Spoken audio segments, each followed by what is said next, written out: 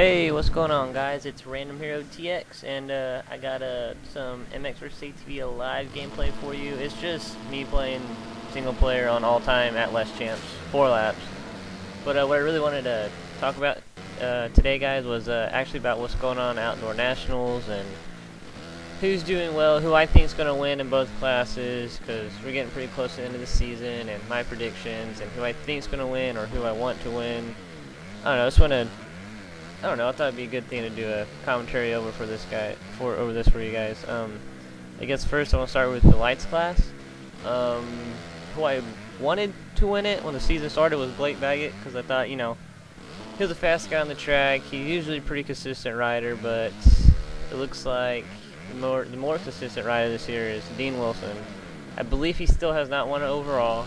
He's podium every race, and he's got the points lead without even winning a race.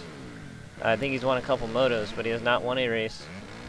And he's got the points lead by, I believe, 9 points over Rattray. And Baggett's in third. I don't know how many points down he is, but he's been real up and down this season. Mostly up, but obviously not enough, because Wilson has the points lead still. And he's got a pretty good points lead. So with the lights class, that's who I think is going to win is Wilson. Who I wanted to win was Baggett, but Dean Wilson, I don't know, he's a more consistent rider, it shows, and if he keeps it up, I think he's got it in the bag this year. Got himself a championship.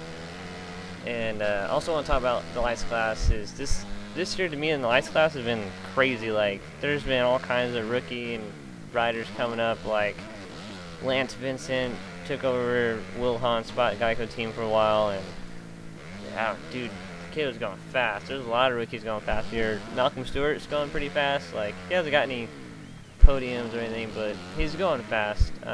He's going to be exciting to watch next year, I think. And this upcoming Supercross season, I think it'll be very exciting to watch. Excuse me.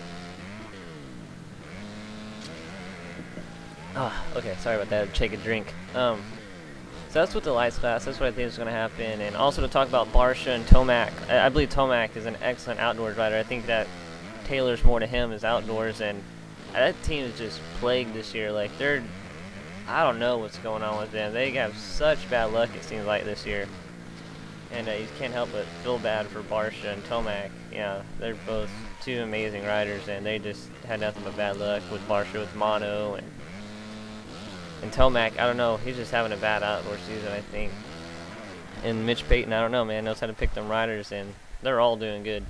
Like, except for Tickle's having a bad year, but just about his whole team is podium almost every weekend. I don't know what he does or how he does it, how he picks these guys, but it seems like if you ride one of his bikes, you're in his rig, you got like such a fire, like, to just go out there and just win, and that's what they do. It's awesome, I think. So that's really all I gotta say about the lights class. I guess I can talk about the 450s now, the big bike class.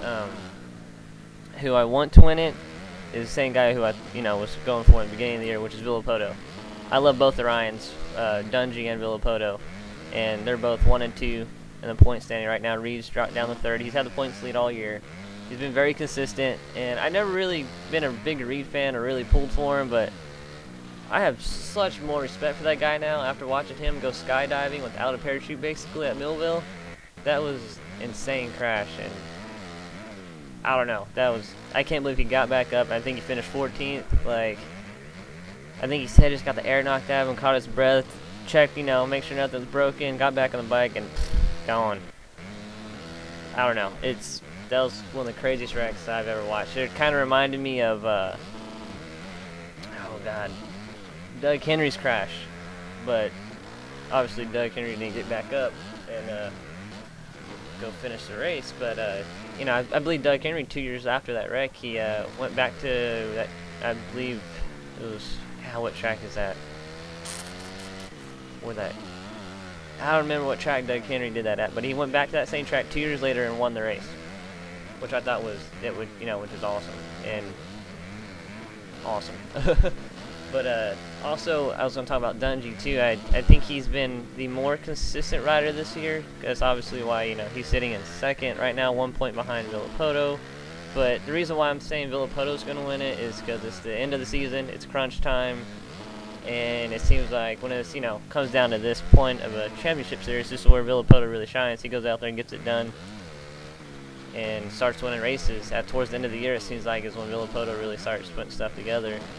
And Dungy kind of, when it comes, like, I think when it comes down to it for Dungy, when it comes out, you know, down to the wire to really crunch it, I think he folds under that pressure sometimes, and I think, I don't know, I don't know who's going to get second overall in this series. I really think it's going to be, you know, Reed or Dungy, but I think Reed is going to get it done more than Dungy, just because Dungy, I don't know, not aggressive when he needs to be when it comes down to crunching it.